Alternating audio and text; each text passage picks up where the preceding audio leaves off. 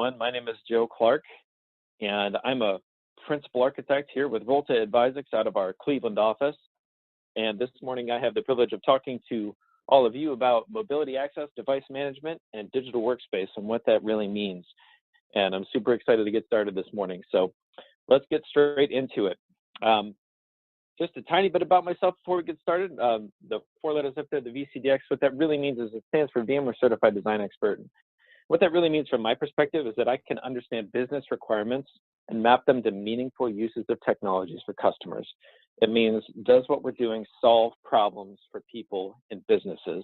Because if it doesn't, and we're doing technology for the sake of technology, we've lost sight of why we might be doing something.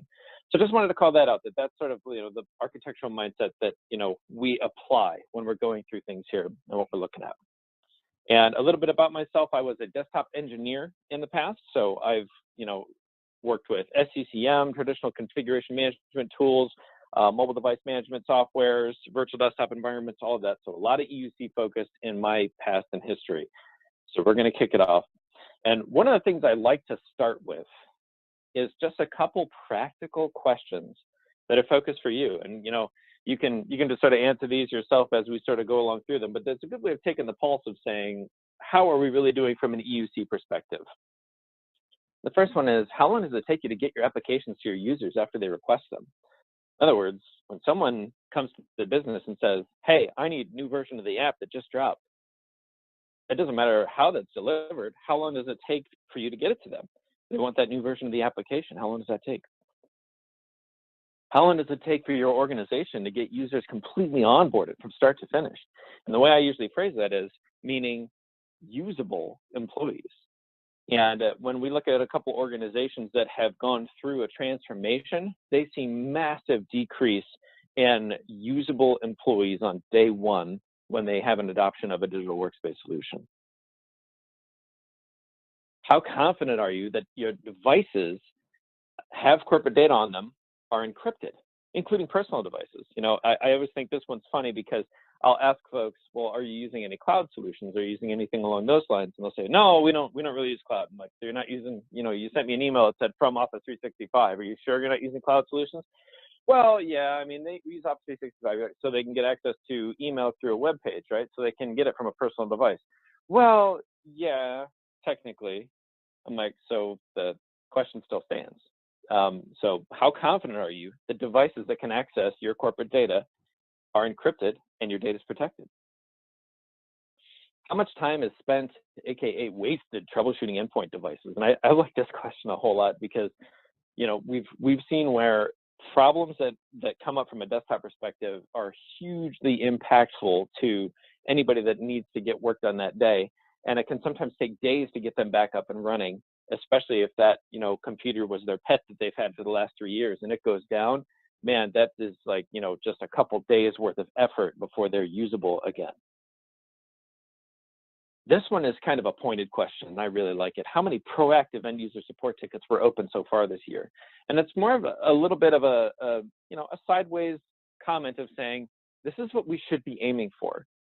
As EUC technicians, as IT organizations, we should be aiming for proactive support for our customers. And as a part of that, how would you potentially be proactive in your support of end users for their systems, for their devices? Well, you need to have insight into how well those devices are running. If you were going to call someone and say, hey, I see that your application that you use a lot has crashed 10 times today. Is there any way we can help with that? You would probably knock someone right out of their chair. But in order to do that, you would need information about how often it was happening and resources and time and availability to actually proactively reach out. So it's a lofty goal, but one that customers of mine are doing. I've gotten some dagger looks when I put this question up on the screen, which is, how flexible would you say your user community is on a scale of 1 to 10? And, some people end up knowing the answer to that question, which I think is just fun. How many of your tickets are related to login or password issues? And I've talked to a couple customers about this, and they start laughing in the middle of this slide, and they'll say, kind of like, what's funny? And they'll say, we know exactly the number, and it's a huge amount. Like oftentimes it's from 25 to 40% of all the tickets are related to login or password issues that a company is going to field. And the last question is really, what kind of insight do you have as to how well your applications are running across all your devices? Are you aware that an iOS application that you just released is crashing on a new version of iOS? Are you aware that the new build of Windows 1809 that just dropped is causing problems for a .NET application that you've deployed? What kind of insight do you have as to how well your applications are running and how often they might be crashing and how well they're performing? Now, this slide is one that pretty much everyone has seen has been, overused, and it's the landscape. For those of you who might have a small monitor here, it's the security landscape slide that goes through, all the different buckets of security. And I look at this slide, and it just kind of makes me, not feel well, just to be perfectly honest. And what this slide has done, basically, with this gigantic amount of security softwares that have crept up, is it's actually impacted the employee experience. They've gone to a point now where they've said, hey, because of all the policy that we're implementing, we're going to actually make it harder for you to log in because we have to protect the data, right? That's exactly what we're talking about. If you've got to make sure that data is protected, then you have to implement policies and controls to make sure that you can assert that, you are reasonably protecting your data. The only problem is, sometimes it ends up feeling like this guy right here. Got my new corporate laptop, and this is my life now, and I'm just going to accept it, and I'm just going to embrace it, and this is just my life, and this is how I have to deal with it now. And this rings true with anybody that's ever worked at a company where there's been a lockdown computer that was handed to you, and especially folks that might be on this webinar are might be more technically savvy in nature, and to have someone say, hey, here's a computer, but you can't install anything on it. You can't do anything with it. You can't even open a command prompt. You can't do anything. Like it's just very restrictive, and it feels like very restrictive. Now, why does this matter? Why is any of this even relevant? And the honest answer is the workforce is changing. And the reason this is relevant is not for the sake of technology, but for the sake of workforce. As we look at the next generation of folks that are coming up, what's known as the I generation, right? These are people that have been using digital devices since birth. And, what's really interesting about this generation is that nearly half of Gen Zers would say they would be most excited to apply for a job with a fun work environment and a flexible schedule. And this trumped PTO, promotion, and training. And to me, that's absolute, like, I kind of am a little bewildered by that. But, I get it. And it's just an interesting thing, because as the workforce landscape shifts, the question will be, as a business, how do you attract talent that your competition cannot? What makes it more, what makes you a more viable employer than perhaps one of your competitors for someone that has the same skill set that you require? And as we look at, this just across the board, there are clearly challenges from an end user computing perspective. We have to secure our data. We have to provide access. We got to try to be efficient. It takes a giant amount of effort to keep a stock of desktops imaged and ready to go, and phones for that matter. We have to ensure that desktop operating systems are patched. We have to allow for flexibility and endpoint choice. And then we just, for the most part, haven't had the ability to provide insight into what it takes to provide proactive end user support. And what we found is that in the end state with the digital workspace, we basically solve for all these conditions, where we can provide conditional single sign-on across the enterprise with multi-factor authentication. It helps us deliver a catalog of applications, regardless of what device you're using. It's going to customize that catalog for what apps can be either accessed or installed. It's going to provide us with access to device applications, meaning things that can be installed, as well as remote. It's going to give us better analytics and insight into those devices and how well things are running. It's going to help us with onboarding and offboarding. It's going to give us more usage, and it's going to empower your staff to feel like they can actually make choices about some things that they do. And this is where I typically end up going into what our Advisix solution architecture is for the digital workspace. And it starts with a very foundational premise. It starts with this idea that we've got devices, whether that's computers, phones, whatever, on one side, and hybrid infrastructure on the other. And that sort of builds upwards into saying that from an end user perspective, we've got local applications that are installed on it. We've got mobile devices. We've got laptops, desktops to worry about from an end user device perspective. And for the most part, there's some IoT stuff creeping in there, but for the most part, that's it. And then on the hybrid infrastructure side, we've got virtual desktops, hosted applications, and SaaS applications. And as we look at that, that's basically just saying, hey, we've got a number of different ways that we can actually present applications out. If you just need a web browser, you don't need to install a client to access Salesforce, right? For Salesforce, which is a SaaS application, you can just open a web browser and get straight to it. But there are some applications that require client components and that would need to be hosted either in a virtual desktop or a remote desktop server host. We unify the management of those endpoints on the right-hand side, and then we unify delivery of all these applications on the left-hand side.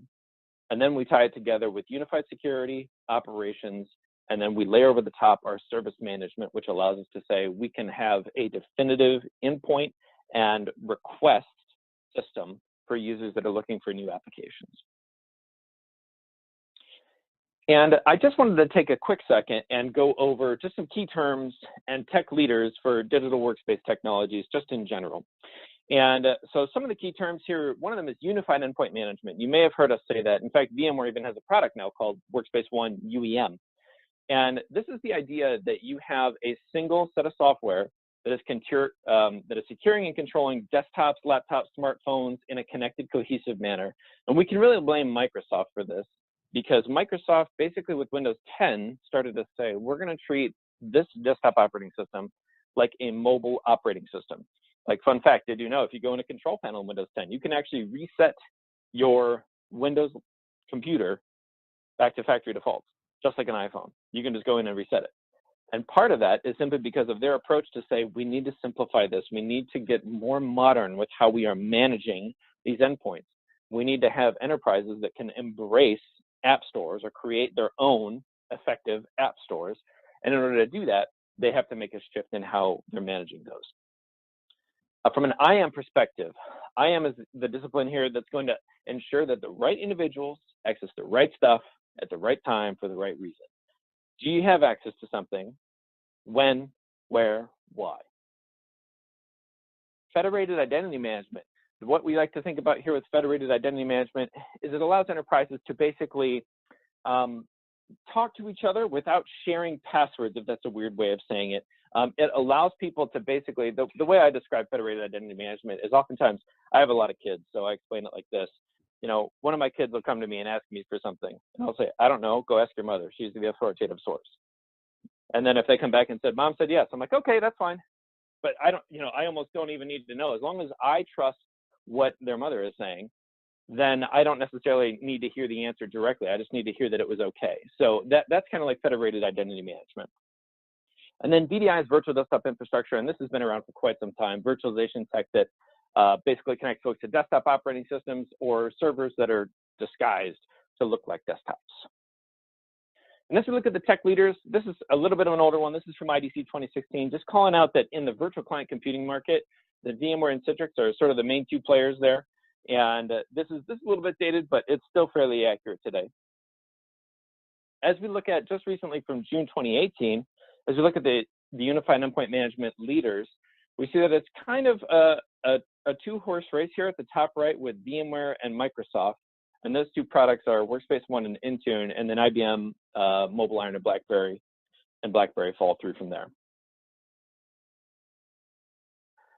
Who are the leaders on identity and access management? As we look at there, we'll notice we've got Okta, Microsoft, Oracle are way out front, and then IBM and Oracle are kind of hanging out below that, and that's true. And VMware doesn't have a solution in this space, and I think that's important to call it, and that's why they're not in this particular IAM segment. So now I wanted to take some time and go through what is UEM really, and what role does it play in the digital workspace. So as we look at traditional IT organizations, this is almost how it has always looked. The team from mobile folks that manages the Androids and iOS devices, and God help you if it was Windows CE on a mobile tablet from years ago, but those were things that there was typically a mobile team that managed those. There's a desktop team, oftentimes desktop engineering and desktop support. Sometimes that's one and the same, sometimes those are different. But the concept is that there's a team of folks that are managing Windows, and maybe some poor soul is even responsible for managing Macs on that team as well. And then from an LOB perspective, someone would be the Office 365 person. You know, there would be this gal is responsible for managing Salesforce, so this guy's responsible for Office 365, and that they would typically manage everything that's related to the access of those solutions. What that meant is then you had to go to 3 different teams to actually provision access or provision devices or provision applications to those devices. And when we look at breaking those silos, it allows us to sort of shift the paradigm a little bit and say, if we can provide context from the endpoint, in other words, the iOS device, the Mac, the Chromebook, whatever it is, if we can provide context on who's using that device, what the condition of that device is, how secure is it, has it been jailbroken, has it been rooted, is it running anti-malware software? These are all questions that, you know, may be asked. So that provides context over, you know, what the device actually, the state of the device is.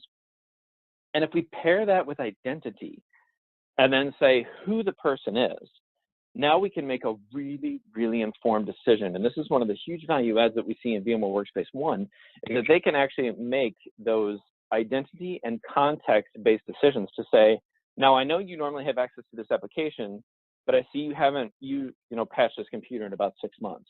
So because of that, we're going to actually force you to step up authentication and use multi-factor authentication as a result of that. And that's the kind of things that security teams love, because it helps to push some of those update processes down the line a little bit to say, hey, you know, it's basically like a contract between the employer and the employees that says we're going to work together to help keep our devices secure.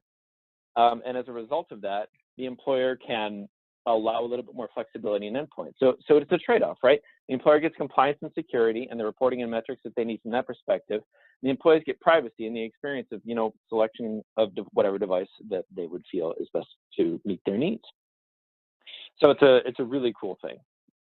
And I just wanted to call it this infographic is really busy, and I'm sorry if you've got a small screen and you're looking at that, but you know, it really sort of highlights the fact that to get to what I'm talking about, it's not like you just install some software and then you're just magically there.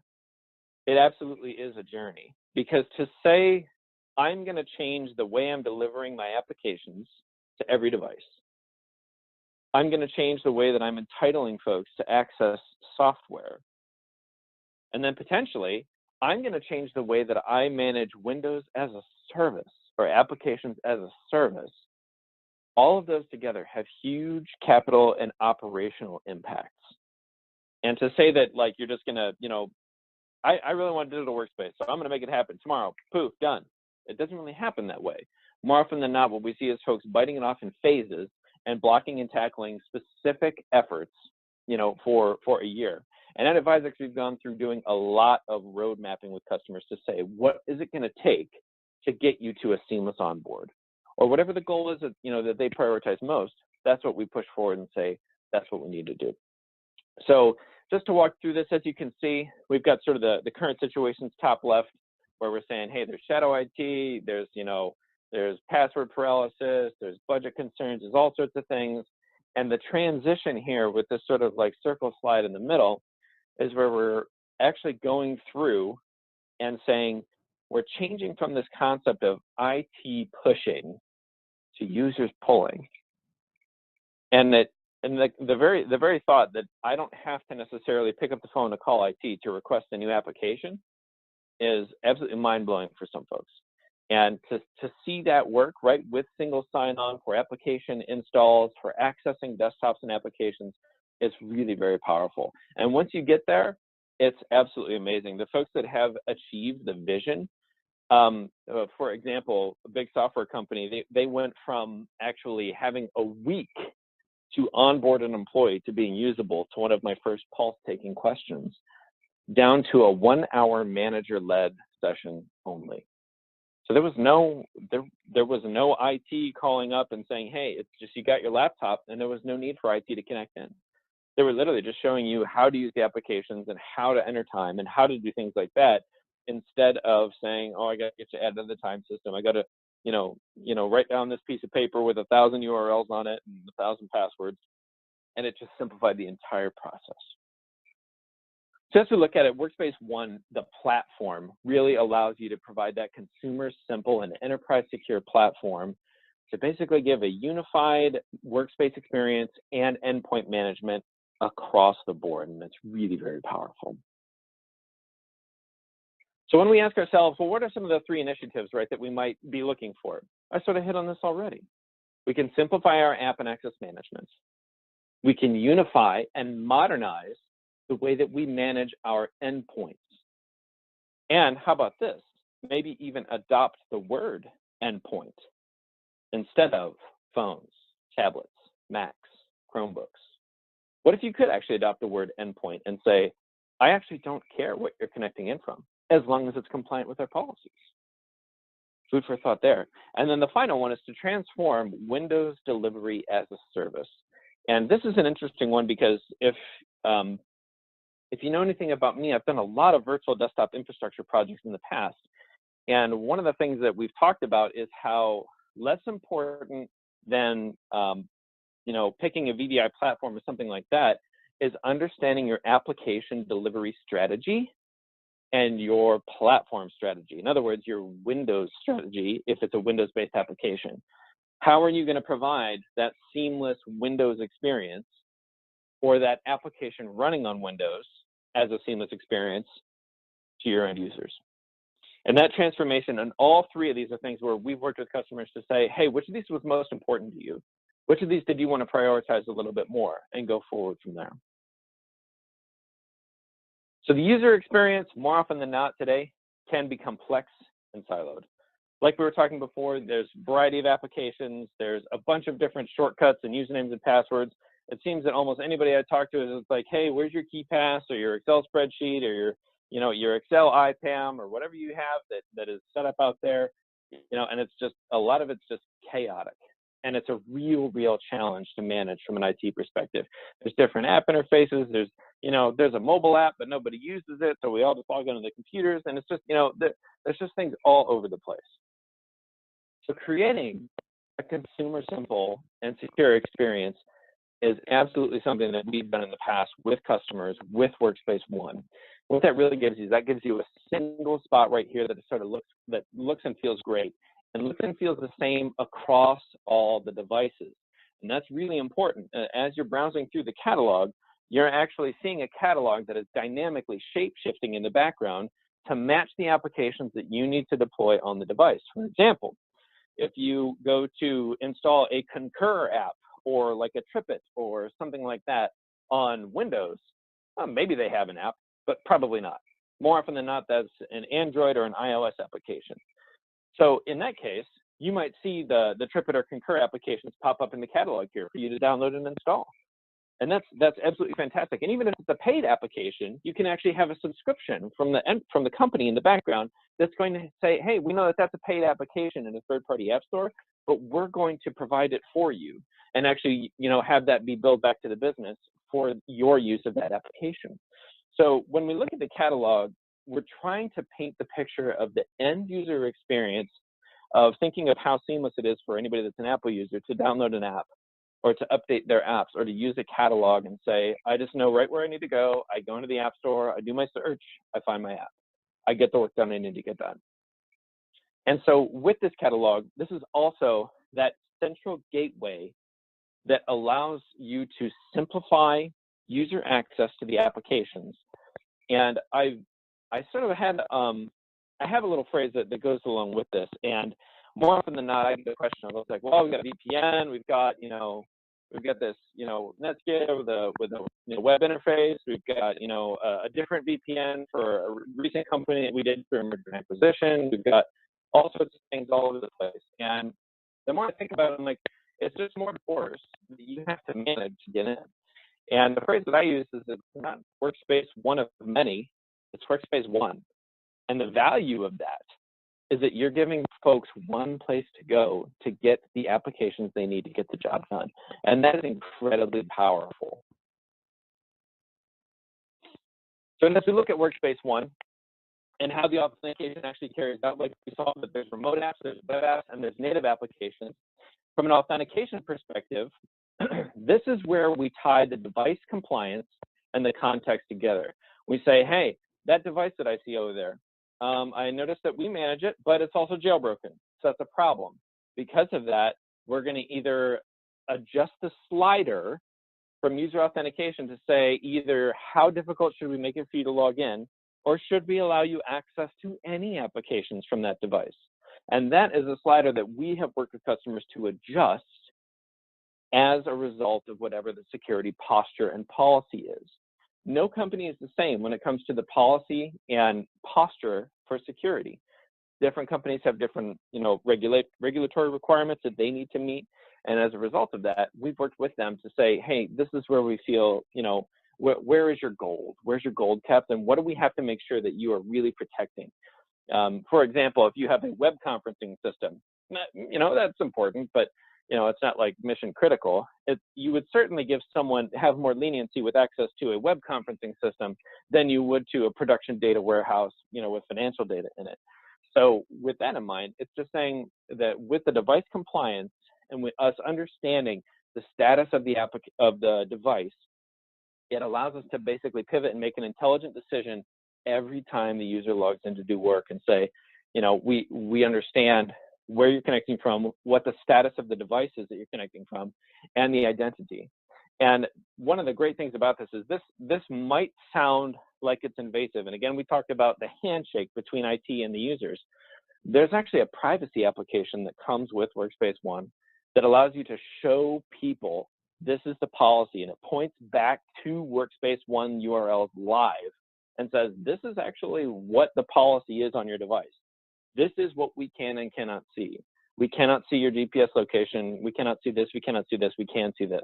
Now, whatever policy is actually applied to that device is what will show up in the privacy app, which is very important because it's not just an app that just says, hey, we promise we're not reading text messages. No, it's actually looking at the policy that's applied to that device and live in real time showing it back to the user so that they can have a sense of confidence and privacy on the device they're using for both personal and work.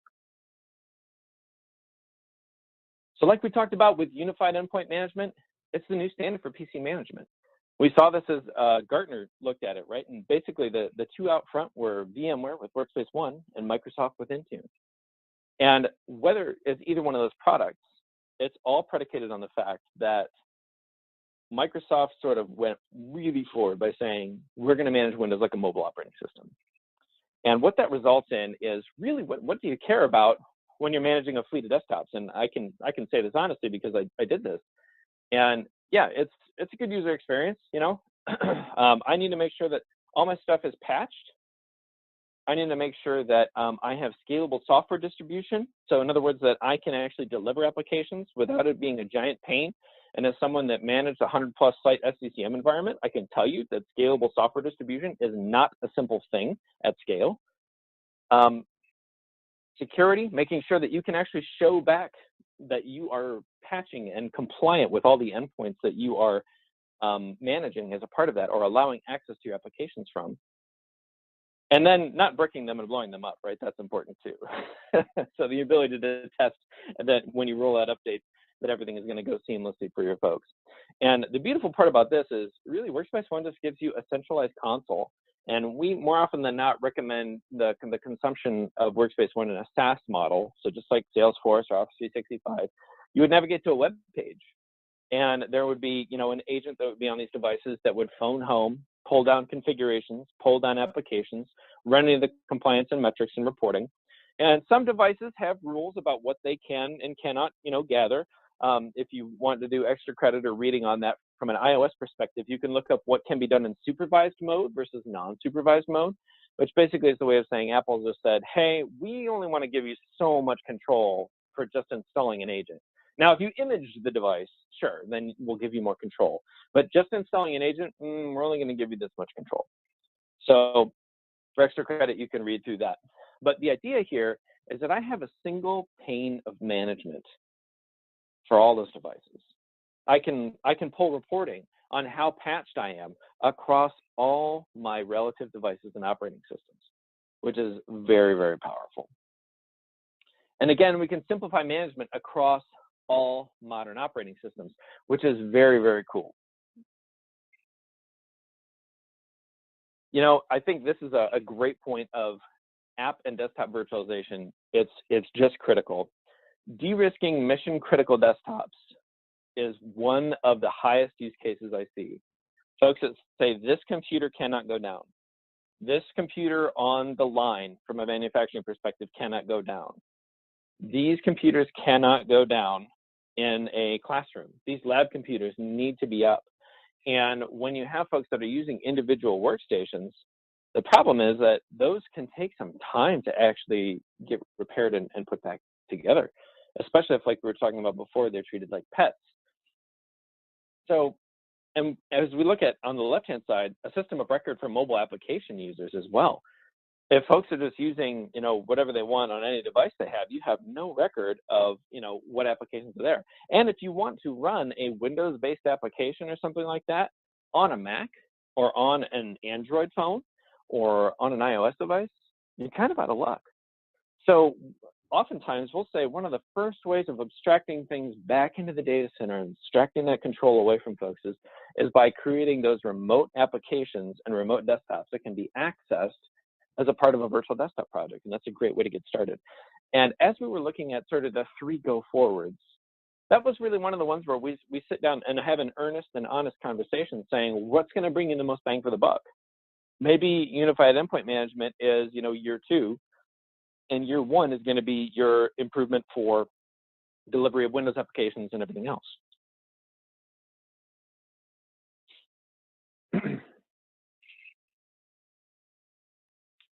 Sorry, just getting a drink there. So as we look, we can transform Windows delivery with virtualization as well. When we look at presenting applications remotely, we can access them from anywhere. We can access Windows apps from any device. We can keep Windows app data off of devices and unauthorized devices off the network if we really want, and control it just as far as we want. And we can separate operating systems from apps with just-in-time automation.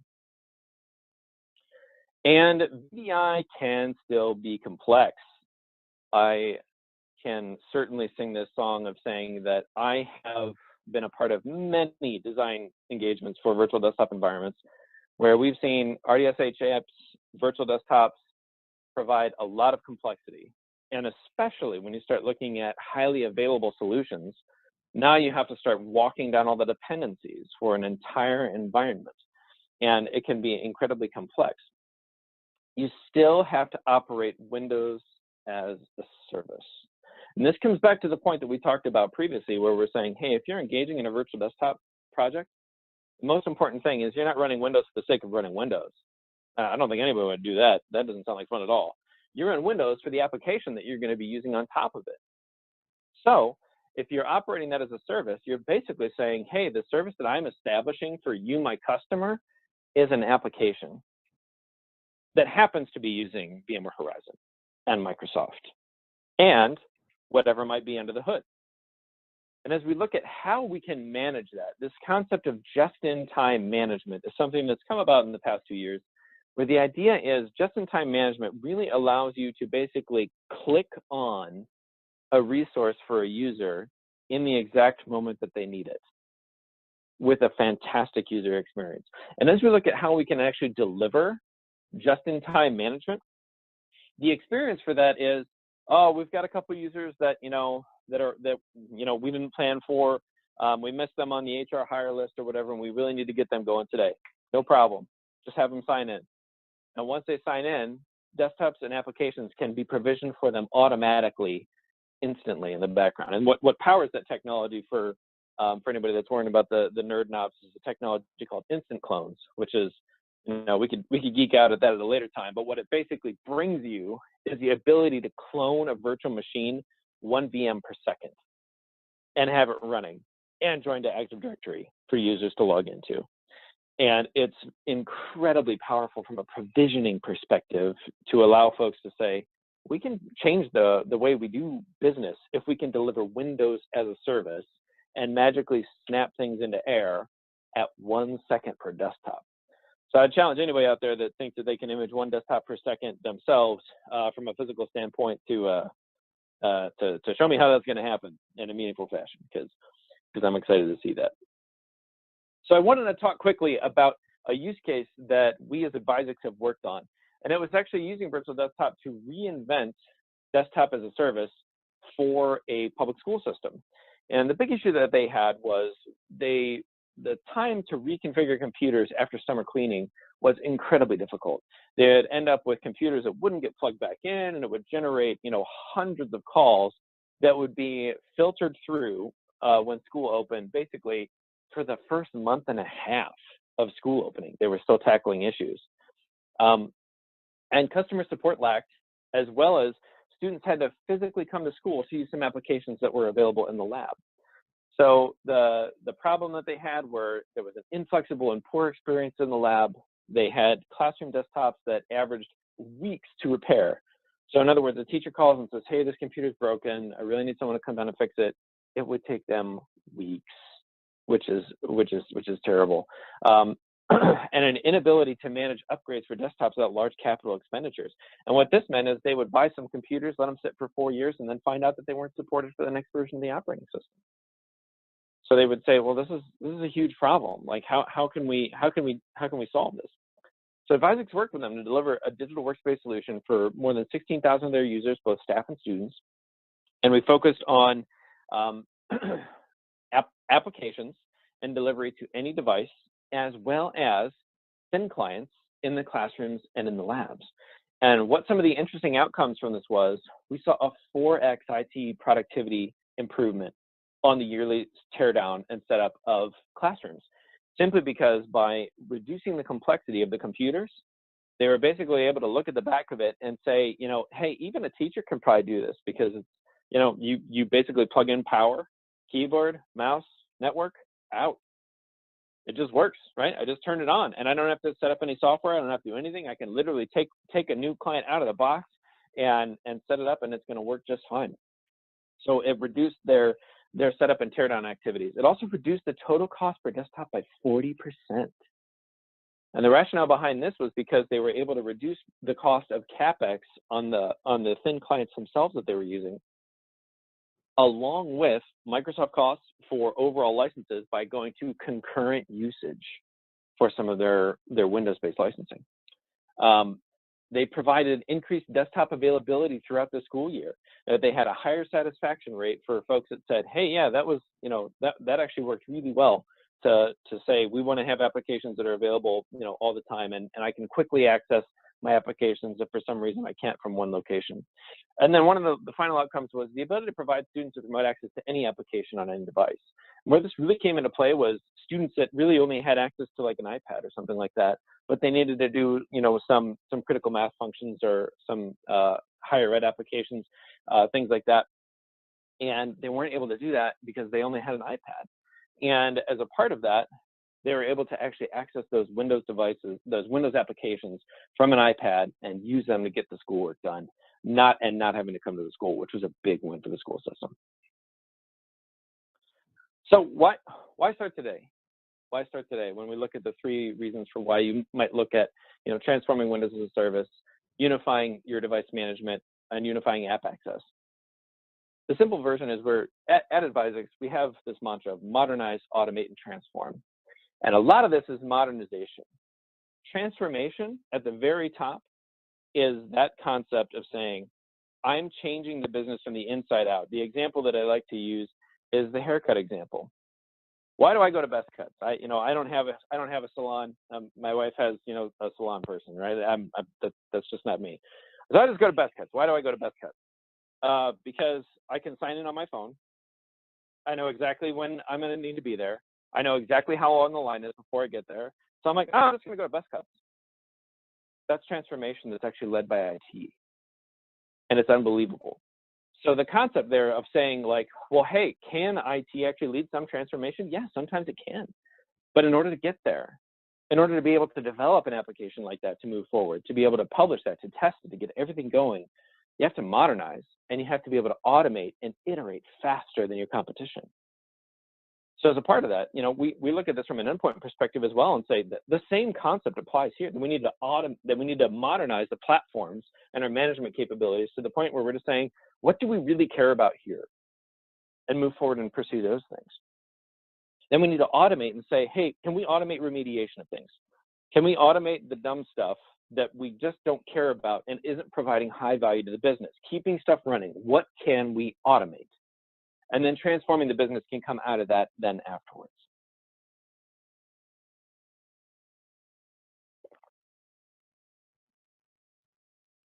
Apologies, I'm just getting a drink there. So the last section I have for you today is, why should I consider working with Advisix when I'm engaging on a VMware project or a digital workspace project or something like that? And there's a lot of reasons. And one of the big ones is VMware is one of our strategic software partners. We are at the core automation, virtualization, storage, networking professionals. And as a part of that, we carry an average of 15 years of field experience. It's not just me that's a VCDX here at Advisix. We have 3 VCDXs right now and 2 candidates that are coming through the program right now, working towards the achievement of that certification. The total number of certifications we have is somewhat staggering here. These lead us to accreditations with VMware. That we have 4 VCDXs, 47 advanced level certifications, 63 VTSPs, and 100 VSPs on staff. And what this really means is it got us all 4 master services competencies with VMware, which requires advancing. And as a bonus, my face got put on the website. How cool is that, right? I was really actually kind of shocked when that happened. It was just kind of fun. But as we look at this, what this really means is we're aligned with VMware and their technologies. We're trained on them. We understand how they work. We understand what is ready and what maybe needs a few more minutes to bake, right? And we can actually, as a trusted advisor for you, can help make that call together.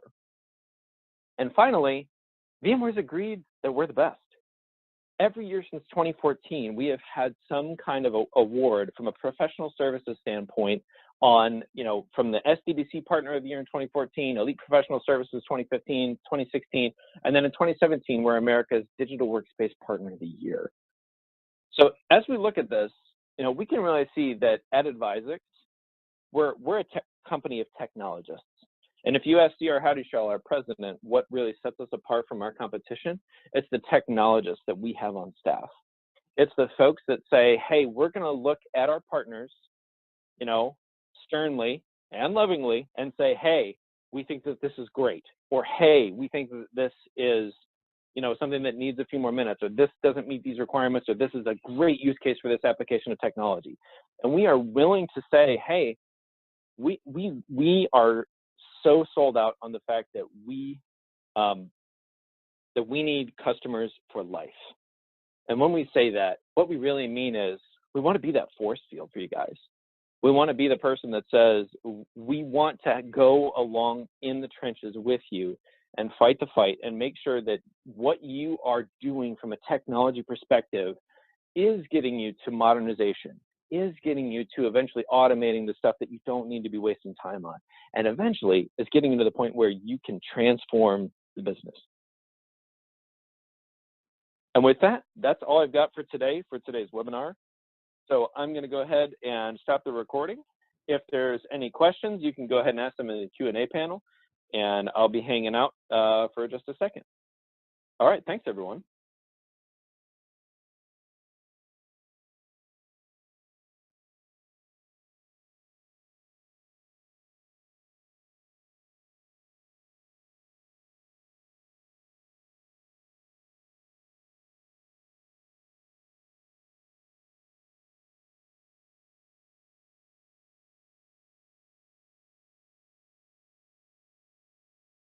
All right, and it seems like there's no questions out there, so I'm going to go ahead and end the webinar. Everyone have a great rest of the week.